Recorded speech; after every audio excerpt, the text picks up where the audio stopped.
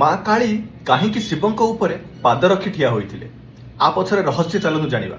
ଭିଡିଓଟିକୁ ସମସ୍ତଙ୍କୁ ସେୟାର କରିବାକୁ ଜମା ଭୁଲିବେ। ଆମେ ଅନେକ ସମୟରେ ମା କାଳୀଙ୍କର ଏକ ଭୟଙ୍କର ରୂପ ଦେଖୁ ଯୋଉଠି ସେ ମହାଦେବଙ୍କ ଉପରେ ପାଦ ରଖି ଜିଭ କାମୁଡି ହୋଇ ଠିଆ ହେଉଛନ୍ତି।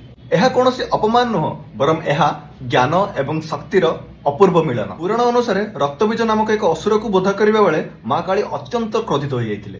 ରକ୍ତବୀଜ ଶରୀରରୁ ଯେତିକି ଟୋପା ରକ୍ତ ବହୁଥିଲା, ହଜାର ହଜାର ସେତିକି ଅସୁର ଜନ୍ମ ହେଉଥିଲେ। ମା କାଳୀ ସମସ୍ତଙ୍କୁ ବିନାଶ କରି ସେମାନଙ୍କ ରକ୍ତ ପାନ କରୁଥିଲେ। ଅସୁର ସରିଗଲେ ସତ, କିନ୍ତୁ ମାଙ୍କ କ୍ରୋଧ ଶାନ୍ତ ହେଲା ନାହିଁ। ସେ କ୍ରୋଧରେ ତାଣ୍ଡବ ଆରମ୍ଭ କରିଥିଲେ, ଯାହା ଦ୍ୱାରା ସାରା ସଂସାର ଥରିବାକୁ ଲାଗିଲା। ସୃଷ୍ଟିକୁ ଧ୍ୱଂସରୁ ବଞ୍ଚାଇବା ପାଇଁ ଦେବତାମାନେ ମହାଦେବଙ୍କ ଶରଣାପନ୍ନ ହେଲେ। ମହାଦେବ ଜାଣିଥିଲେ କ୍ରୋଧିତ ମାଙ୍କୁ କେହି ବି ଅଟକାଇ ପାରିବ ନାହିଁ। ସେଥିପାଇଁ ସେ ଚୁପଚାପ ଯାଇ ମା କାଳୀଙ୍କ ରାସ୍ତାରେ ଶୋଇପଡ଼ିଲେ।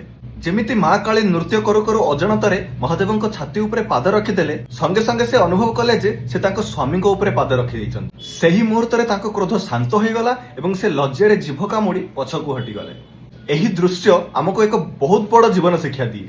ମା କାଳୀ ହେଉଛନ୍ତି ଶକ୍ତିର ପ୍ରତୀକ, ଆଉ ବିନା ନିୟନ୍ତ୍ରଣରେ ଶକ୍ତି ସବୁବେଳେ ବିନାଶକାରୀ ହୋଇଥାଏ। ଶିବ ହେଉଛନ୍ତି ସ୍ଥିର ଜ୍ଞାନ ବା ଚେତନାର ପ୍ରତୀକ। ଯେତେବେଳେ ଅପାର ଶକ୍ତି ବା କାଳୀଙ୍କ ସହ ଶାନ୍ତ ଜ୍ଞାନ ବା ଶିବଙ୍କ ମିଳନ ହୁଏ, ସେତେବେଳେ ହିଁ ସଂସାରର ସନ୍ତୁଳନ ଠିକ ରୁହେ। ଯଦି ଏହି ଭିଡିଓଟି ଆପଣଙ୍କୁ ଭଲ ଲାଗିଲା, କମେଣ୍ଟରେ ଜୟ ମା କାଳୀ ଲେଖନ୍ତୁ।